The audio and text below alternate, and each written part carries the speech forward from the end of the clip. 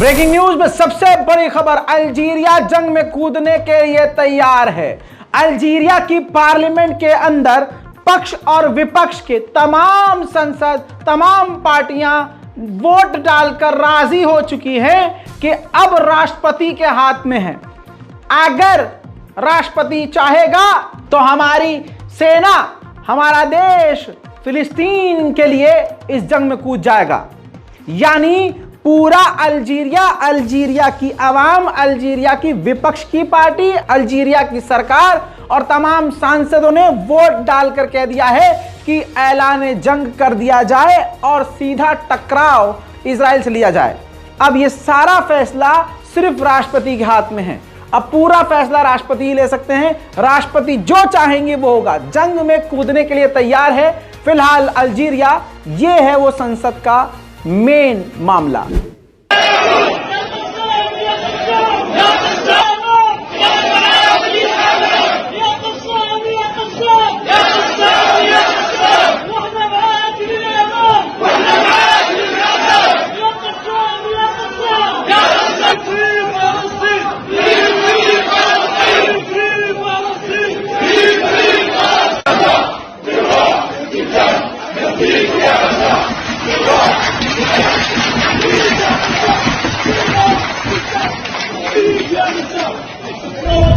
और अगर दोस्तों ये देख लिया, अगर अल्जीरिया जंग में कूदता है तो काफी दिक्कत हो सकती है यूरोप को।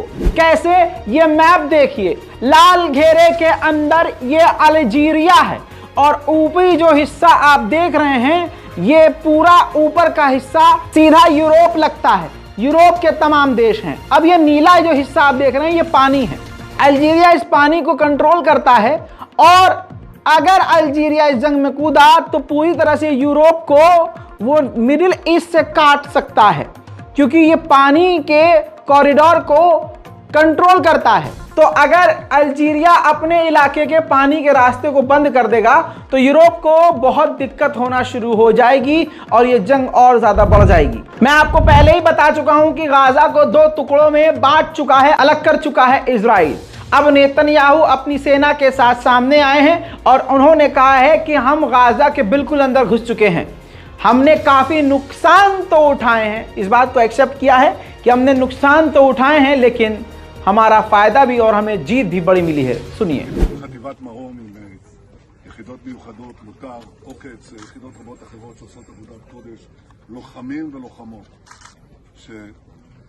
שבשעות המיידיות אחר ההתקפה, אפילו תוך שעה, התייצבו במקום, נלחמו מלחמות גבורה, הצילו אנשים, איבדו חברים, בלמו את האויב.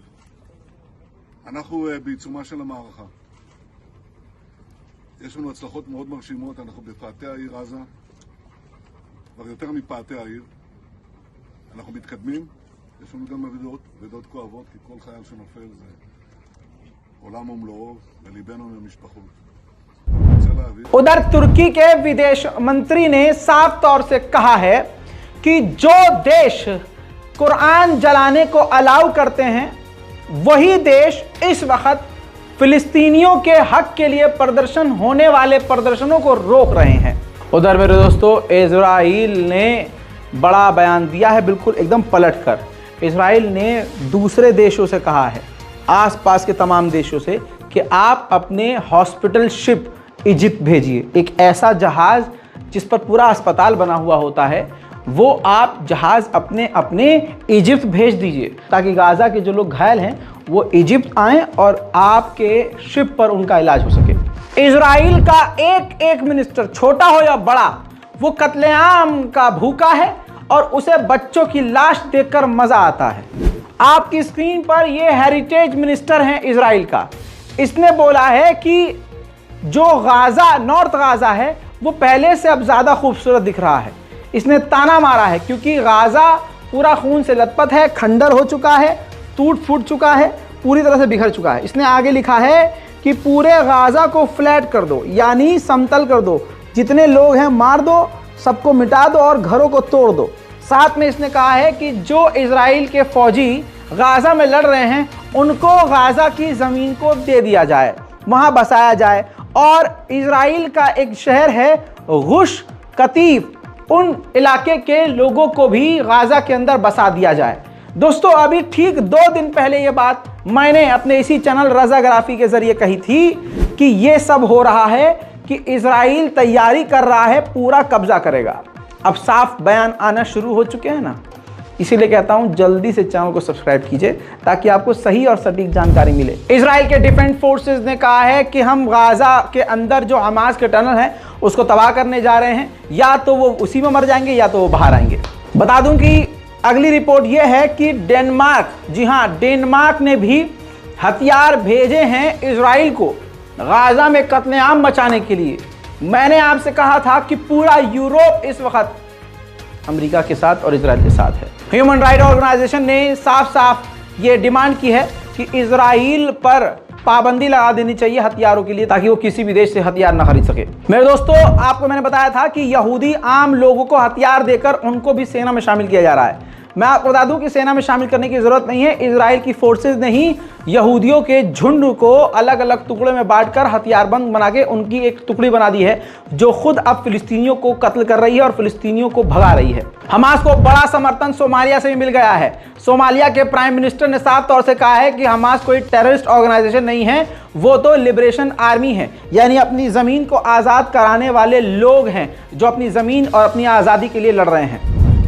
जिनेवा की रिपोर्ट, यूरोमेड की रिपोर्ट सामने आई है, जिसके मुताबिक ये अंतर्राष्ट्रीय रिपोर्ट है, इंटरनेशनल रिपोर्ट है, आसान कर दिया मैंने आपके लिए।